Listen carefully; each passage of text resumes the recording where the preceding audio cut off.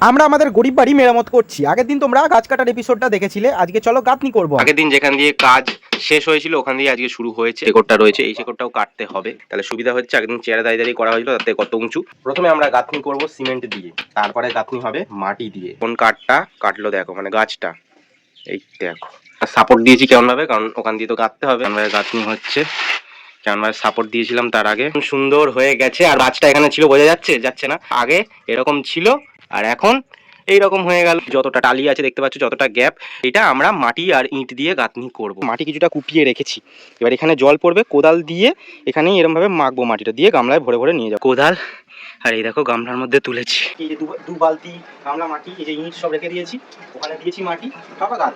গামলাগুলোর অবস্থা কি বিচ্ছিরি হয়ে রয়েছে। আর এই দিকটা দেখো একদম কমপ্লিট হয়ে গেছে।